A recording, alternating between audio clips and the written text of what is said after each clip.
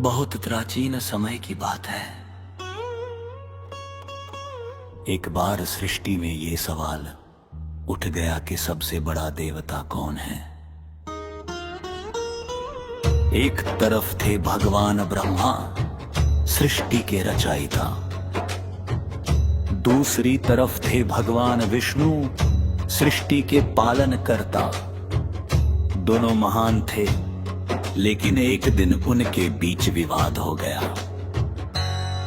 ब्रह्मा जी बोले, मैं सबसे बड़ा हूँ, क्योंकि मैंने इस संसार की रचना की है। विष्णु जी बोले, लेकिन मैं इस सृष्टि को संभालता हूँ, इसलिए मैं बड़ा हूँ।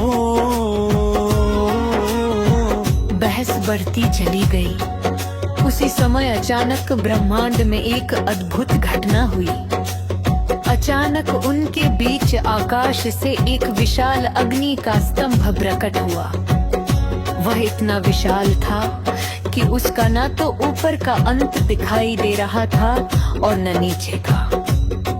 पूरा ब्रह्मांड उस अग्नि से चमक उठा। दोनों देवता हैरान रह गए।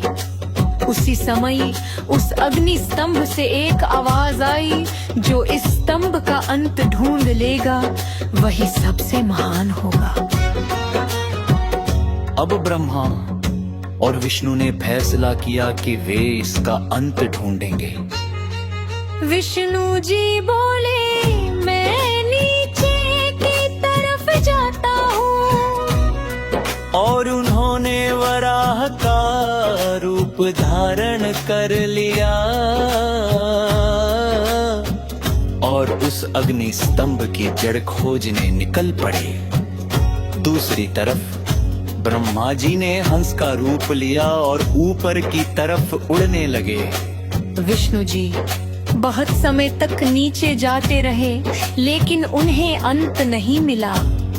आखिरकार वे थक गए और वापस लौट आए। उन्होंने कहा, मैं इसका अंत नहीं ढूंढ पाया, लेकिन ब्रह्मा जी ऊपर जाते रहे, उन्हें भी अंत नहीं मिला।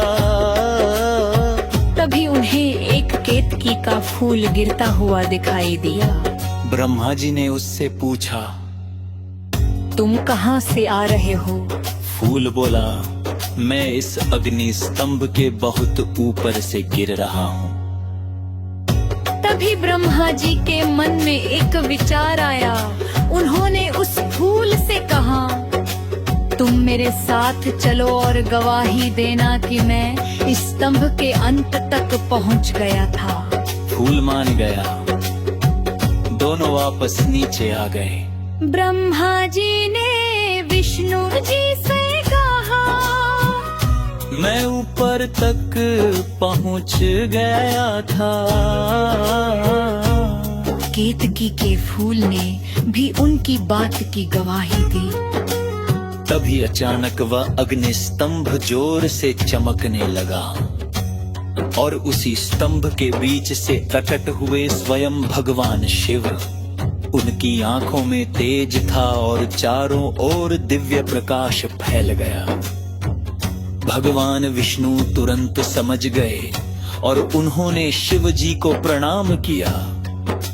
लेकिन शिव जी ने ब्रह्मा जी की ओर देखा और कहा, तुमने झूठ बोला है। ब्रह्मा जी डर गए।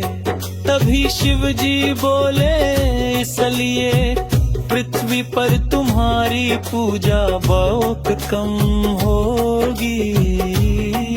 फिर शिव जी ने केतकी के फूल से कहा, आज से तुम मेरी पूजा में स्वीकार नहीं किए जाओगे। तभी से केतकी का फूल शिव पूजा में नहीं चढ़ाया जाता। और उस अनंत अग्नि स्तंभ को कहा गया ज्योतिर्लिंग। कहा जाता है कि उसी घटना के कारण बाद में महाशिवरात्रि का पर्व मनाया जाने लगा। उस दिन देवताओं को ये समझा गया कि भगवान शिव का ना कोई आरंभ है और न कोई अंत।